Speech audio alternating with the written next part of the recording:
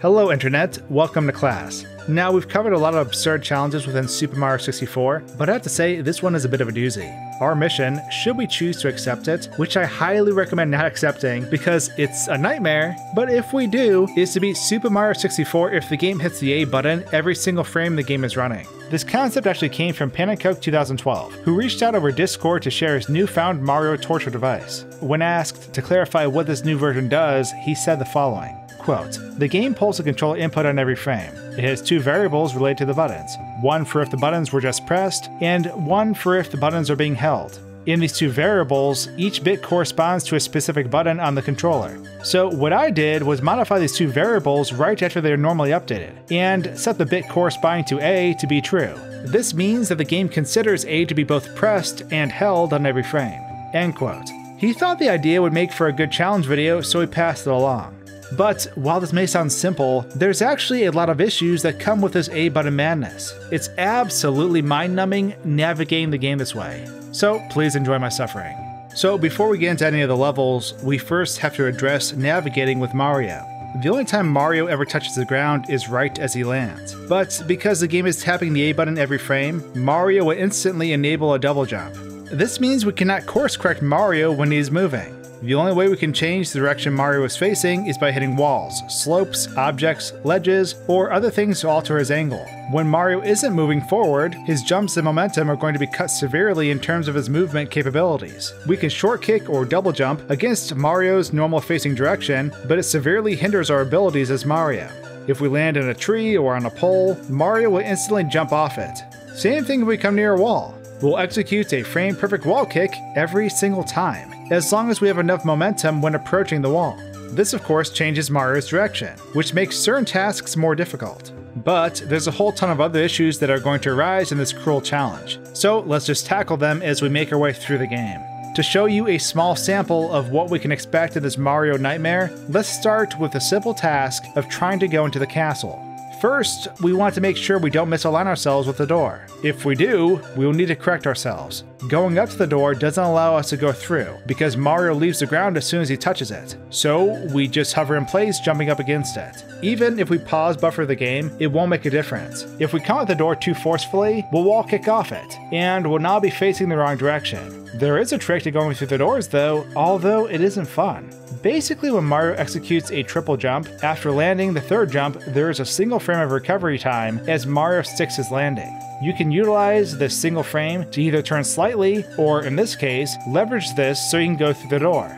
However, keep in mind, you need to be able to triple jump to pull this off. If there isn't enough footing, a high enough ceiling, or if you come in too aggressively, you'll pull off a frame-perfect wall kick instead. Which means you're now backwards, and you have to turn yourself around again before you can attempt it again. All of this to just open a door. My hands are sweating already. So, with this new hidden technique under our belt, we can now head into the castle. Keep in mind that any and all actions tied to A are going to be sped up or jeopardized by the recurring button press. Dialogue will zip by, but this also means you can't pause the game either. This is going to cause problems later on, and definitely limit the amount of stars we'll be able to collect. So, by either rotating Mario in the lobby by triple jumps, or by utilizing the ledge of the staircase, we can change Mario's angle to match up with Bob-omb Battlefield's door. Once we're inside, it's time to make it up top. Since the boss fight is just a place Mario can walk up to, the challenge aspect isn't too difficult. But I'll use this time to explain some things. Due to constantly jumping, we have no access to any crouching abilities. So no backflips, long jumps, slide kicks, or anything of that nature. We can only jump, side flip, air kick, dive, and ground pound. This means we can't punch grab objects either though, which introduces us to our first problem. King Bob-omb can't be grabbed. Unlike Bowser, he can't be grabbed while diving either. So this first star is a bust. Because if this star is a bust, that means star 2 is also a no-go, since we can't load the star 2 scenario. But our problems are only beginning. Shoot to the island in the sky cannot be completed, because talking to pink Bob-ombs soft locks the game in a continual conversation. Normally, you can make it to the island with a perfectly placed long jump from the top of the mountain, but a triple dive jump doesn't have the clearing power to make it over there. That means we can't get the 8 red coins, and that also means Mario wings to the sky is a no-go. The wing cap is going to be off limits this entire run, because we can't enter first-person view to get into the stage. We can make our hoppity way up to the chain chomp though, and secure us our first star, meaning we clear this level with 1 out of 6 obtainable stars. Talk about a close call. This run was almost over before it began. With 1 star, we can at least access Whomp's Fortress and Peach's Secret Slide. The Bob-omb Battlefield 100 coin stars out too, but for this run, we'll only hit the 100 coin stars if they're absolutely necessary or easier. Heading into Whomp's Fortress, the only other level we have access to is a lot more chipper, because unlike all the roadblocks we ran into at Bob-omb Battlefield, things are a little more manageable here. The edges of the fortress can be used to readjust the direction we are facing, so we can climb up the fortress relatively simply. Chip off Whomp's block isn't too difficult, nor is to the top of the fortress. Chutes into the wild blue can be obtained by either sliding into the area above or jumping from down below. And red coins in the floating isle doesn't present too much of a challenge either. Things just take a lot longer to get to due to the jumping condition. Now, in a lot of these runs, we typically try to get fall into the caged island without the owl, but this time we're going to use it. If you grab the owl, you can't actually let go at all. But with some careful planning, we can align the owl so it just runs us straight to the star once it gets low enough. Blast Away the Wall is the only star we cannot get here, as the 100 coin star is slow but obtainable. We can't use the cannonless skip because our movement is restricted to constantly jumping. Thus, the speedrun strategy for clipping through the wall can't be utilized. However, we still walk away with 6 stars total. The 100 coin star wasn't terrible on this stage, so we ended up snagging it. We won't be tackling any other 100 coin stars in this run unless we absolutely need to though. I honestly don't need that kind of stress in my life unless I get desperate here. So we're actually going to swim on over to Jolly Roger Bay real fast, because our A-press mechanic actually makes us behave a bit normal in water. By default, Mario will do his Hell Day kicking, but if we grab it all, Mario will then switch to repeated breaststrokes. Honestly, while in water, things aren't that much more difficult. We smash through a lot of the basic stars here, but get stuck on a few. We can't utilize the cannon without soft-locking the game, and we can't tap walk up the pillar because we constantly jump. So Blast to the Stone Pillar is out. Through the Jet Stream is out too, because we can't time our swimming correctly given the constant A-press demand. So the Metal Cap is the only way to get it. This gives us 4 obtainable stars and 2 that are not. We can grab the Secret Aquarium star on the way out too, bringing our total star count to 12 stars. Sometimes in these challenging videos, it can be hard to gauge the challenge, simply by the montage editing style they are presented in. It's important to speed through things because there's a lot of stars to cover. But don't let that fool you. This was one of the most grueling, tedious play sessions I've ever experienced. It's so slow and so easy to make costly mistakes. I'm going to have nightmares for days because I've heard Mario's jumping sounds thousands and thousands of times. pannenkoek2012 has released a curse upon my mind. Woohoo, woohoo, wow, wahoo, whoa! Coco Mountain, let's go.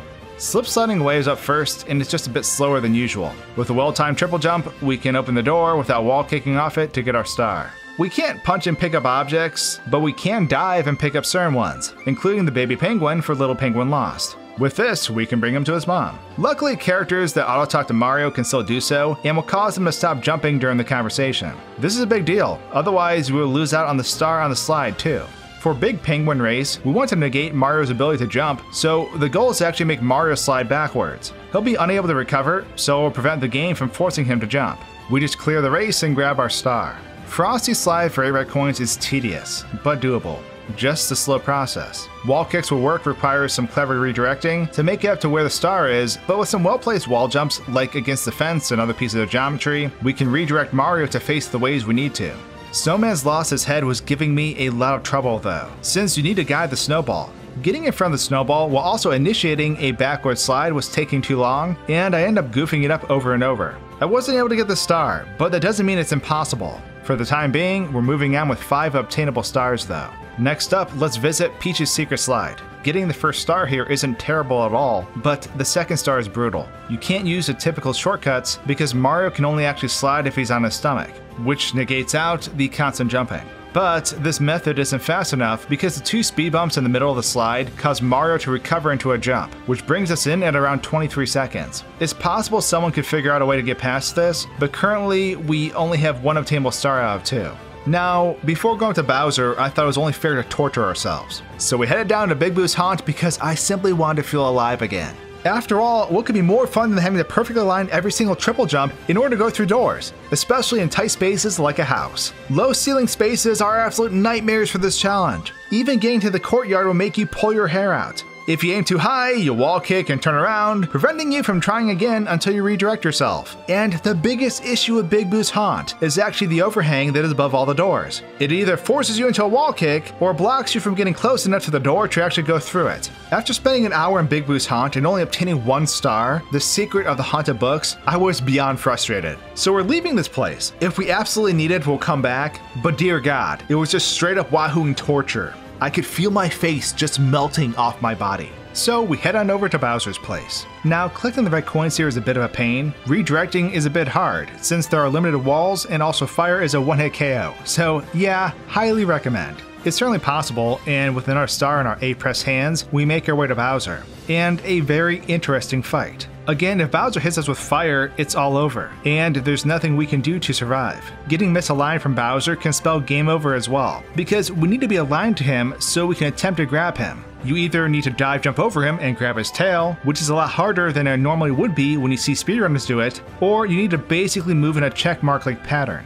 You're facing up, and he turns sideways to breathe fire on you, and then you move like a checkmark around and to his backside to get the grab. Once we have him in our hands, the fight is over, and we can just give him a toss as normal, and then hop on over to collect our key. So we made it to the next level with 20 stars to our name. Not too shabby. We're going to skip over Mips because it's absolute torture trying to catch him, and head on into Lethal Lava Land. Lethal Lava Land is actually a lot more merciful. In about a half hour's time, I was able to clear a decent amount of stars here. There's plenty of ledges around you that you can grab to redirect yourself, and if you happen to get burned by lava, you're free to change your direction while Mario is recovering. This makes things a lot easier. Boil the Big Bully, Bully the Bullies, 8-coin puzzle with 15 pieces are all simple. Red Hot Log Rolling's log doesn't move, but it doesn't stop us. Making our way into the volcano, we can secure hot foot into the volcano with some luck. By manipulating which side of the pole we bump into while facing certain directions, we can cause Mario to auto-jump off the pole into the direction we need to, thus letting us get the star. Elevator tour in the volcano isn't possible though, or at least from my attempts, since you normally have to climb poles to get to it. A triple dive jump at the tip top doesn't have the clearing distance of a long jump either, so we can't fudge the star. This leaves us with 5 obtainable stars. Continuing with our heat wave, it's time for Shifting Sandland. We're going to utilize the shell right off the bat to get to the big bird because making it the 4 pillars otherwise is a royal pain. While on the shell, we can bump the bird and grab our first star.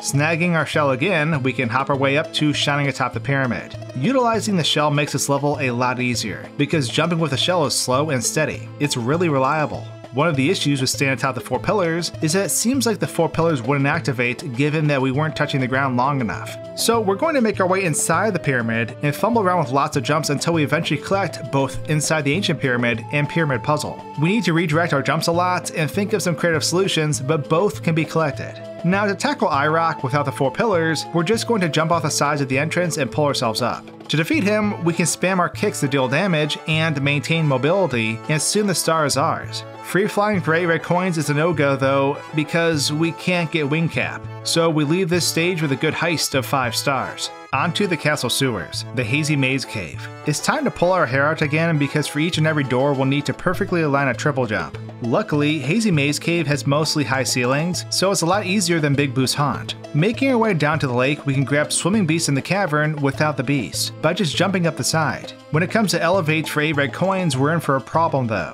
Regardless of how Mario lands on the checkered platforms, they don't move. So we can make our way around this annoying area, jumping like a madman, to get around 6 red coins. The problem becomes that obtaining these last 2 red coins are possible, but only with the aid of a long jump. In a previous video, we showed how you can utilize slope velocity, propelling Mario into a jump with a frame-perfect wall kick to get Mario up to where he needs to be. But our only option is a triple dive jump, which would prevent us from getting the last red coin since we couldn't recover. We can quickly nab, watch for rolling rocks, and then monkey bar our way over to Amazing Emergency Exit, since both of these stars are relatively unchanged minus all the hopping. Navigating the toxic maze takes some careful redirects, but it's pretty manageable once you get it down. Let's head on down to the metal cap area now to unlock this cap. If we align Dory with the door to the cavern, we can utilize them to get up and over to where we need to go. The metal cap secret star takes some time to get, but generally isn't too difficult, even with all our A-press madness. But even with the metal cap, it's seemingly impossible to make it over to the switch in the underground cavern because we're too slow. but with some luck and some downward momentum, we can clear the switch without needing it. With 2 well-timed triple jumps, we grab Metalhead Mario Can Move and leave the level with 5 obtainable stars, and an additional star for the metal cap. We now have 36 total stars, halfway there. Lucky for us, we have a nice water level in our sights, so we get to take a break from all the jumping to clear a stage generally normally. Board Bowser sub, chest in the current, the Manta Ray's reward, through the jet stream, pole jumping for red. Actually, no, that one's a nightmare. Do not recommend. If we make our way out of the castle to grab the Vanish Cap, we can collect all 8 red coins there and then proceed onwards to hitting the switch. With our double caps, we can now get the star for collect the caps without manipulating the game. This gives us 5 obtainable stars and 1 star for Vanish Cap. It's time to break into our second Bowser stage. In Bowser in the Fire Sea, the horizontal platform doesn't activate, so we need a triple jump across. Making our way through the level past this point isn't too bad though, as most challenges can be overcome just by being patient. Even if we mess up, there's hearts along the way, so we should be in the clear. Grabbing all the 8 red coins here isn't too much of a challenge, since we were able to always heal at hearts, so we can add another star before getting to Bowser. Now, Bowser's fight is a little tricky because this Bowser is capable of teleporting, and every time you try to dive for his tail, he tends to vanish before you reach it. However, if we keep running around and diving over him at his tail, eventually we can get fast enough to grab him before he goes. What you're left with is Mario holding an invisible Bowser by the tail that we can swing around and around. He remains invisible even when thrown and defeated, so it's a really strange way to beat this stage. The invisible Bowser explodes into a key, and we move on to the upper floors of the castle. Before our next torture session begins, let's go ahead and backtrack to Jolly Roger Bay and snag through the jet stream since we skipped that star at the beginning of our run. Now it's time for some more triple jumps. As we pull our hair out, making it way through the spiral staircase in the castle, we eventually set our sights on Wet Dry World. We're in need of water again to cleanse us of our jumping sins. Given that we have access to water throughout this entire level, Mario's orientation becomes less and less of an issue since we always have the ability to instantly take control of navigating accurately. Using the edges of the terrain lets us rotate and angle Mario so we can grab shocking arrow lifts after jumping down to it. Top of the town is about the same, even with our pogo stick abilities. Secrets in the Shallows and Skies presents us with an issue though, because we're unable to push boxes since Mario can't stand still. So that star is unfortunately out. Express Elevator Hurry Up is a pain in the butt, because trying to make it through that tiny opening seems to be a gamble. We can eventually, accidentally, wall kick our way to victory though. Go to Town for red coins honestly doesn't change much, and neither does Quick Race through downtown. So we can leave this world with 5 additional stars. Nothing better than getting out of the pool and being thrown out in the cold. We make our way straight to Snowman's Land for some winter fun. Mario can't crouch, so Into the Igloo is a F in the chat. Your worst nightmares will surface as Mario will try to retrieve red coins with a shell. For some reason, it's really difficult to make it under the ice platform without being forced back out. So this is about what your game sounds like as you struggle.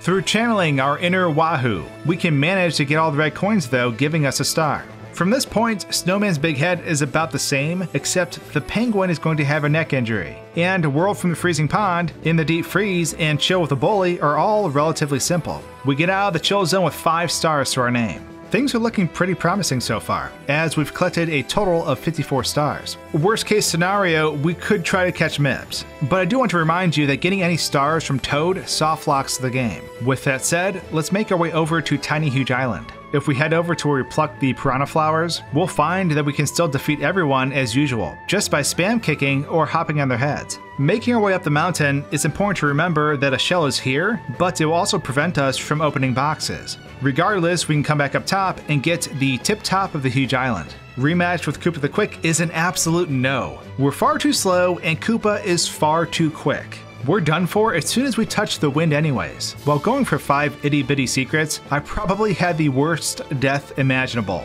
Mario got infinity burned, but he still clung on to life, because even though his body wanted to stop moving, the curse of the Apress lingered on. So Mario searched far and wide for a pool of water he could peacefully drown in. But yeah, we can do 5 itty bitty secrets. Wiggler's red coins and Make Wiggler Squirm aren't very difficult either. With that, we fish Mario's burnt corpse out of the water and head on out with 5 new stars. Onwards to Tall Tall Mountain.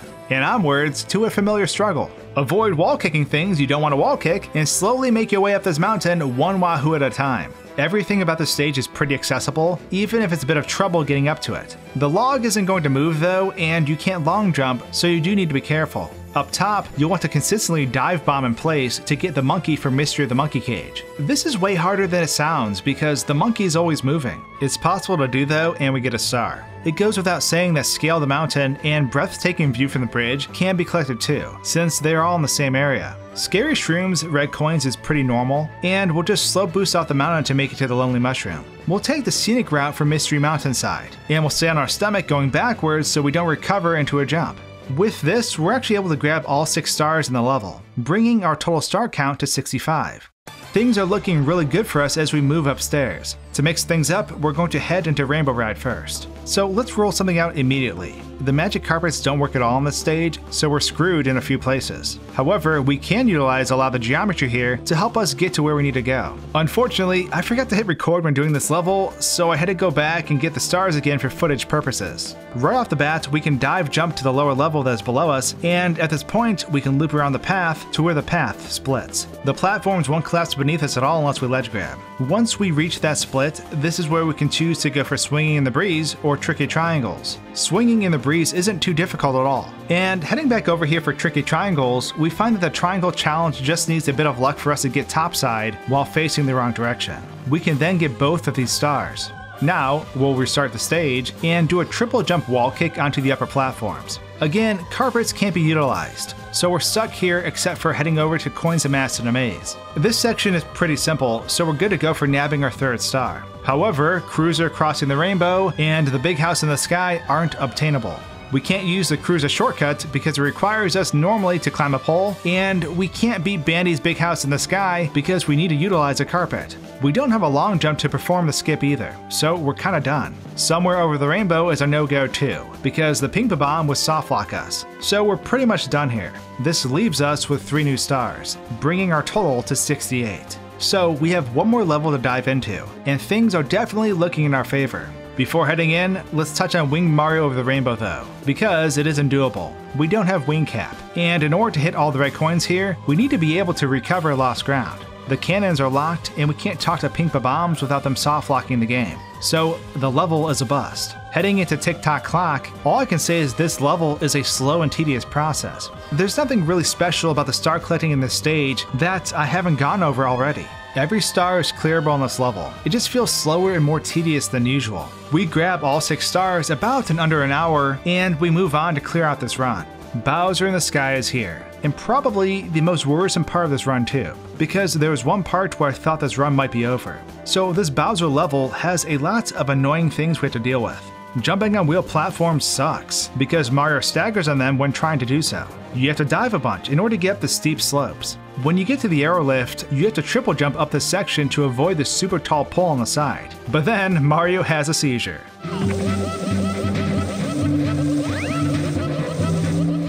Once we make it up there, we can turn around, but then we have the annoying jump stuttering that takes place on both Ferris wheels, which really throws you off. But to top everything off, the true icing on the cake was the wind. The wind holding you in place. Now, the problem with Mario's speed when it comes to wind is that he pretty much loses almost all momentum when jumping while in the wind, and we always have to jump. Recovering out of our jump seems to negate all movement we had, and we're instantly pushed back. So the trick to this part is to actually triple dive off to the far right side and then recover into another dive. This can be a bit hit or miss since the timing is a tad quick, and if you fail it, you'll end up doing some kicks, and then dying as the wind pushes you off. With some nimble timing, we can make our way past the wind gate though, and proceed onward to fight Bowser. Oh wait, we should probably grab that last red coin first and get our 75th prize. Into the pipe we go, and into another annoying battle with Bowser. This Bowser is by far the worst of the bunch, simply due to the duration of the battle. Majority of the time we are a one-hit wonder as we play jump rope with fire, and getting burned brings our adventure to a close. Since we can't run around and manipulate Bowser easily, we essentially have to keep a certain amount of space between us and Bowser so we can hopefully hit a triple dive over him. The hitbox on his tail is super huge, so Mario will grab him pretty easily as long as he's dropping on the right spot. It's still a pain, but doable. Now all we have to do is not choke our throws and we'll be home free. Once the arena forms a star, we want to waste no time abusing Bowser's hitbox with our final glorious throw. And with this, we clear Super Mario 64 as a madman on a pogo stick. I have to say, I don't really know if this was fun. It sucked. Don't get me wrong, it was a pretty cool concept, but I found myself being more frustrated than anything because it's like a playthrough of Super Mario 64, but it took 5 times as long due to the auto-jumping nonsense. I've heard Mario wahoo more times than I ever want to hear him wahoo, and I'm taxed, spent. Feeling good because it was clearable, but feeling defeated because it was grueling. Anyways, I want to thank pannenkoek2012 for answering my questions about the run and developing the concept. This painful adventure wouldn't have been possible without his support, so I'm super thankful that he thought of me when deciding to reach out about this. And in the end, I hope you enjoyed this video as well. And with that, thanks for wahoo! Wahoo! I'll see you in the next wahoo. Cheers.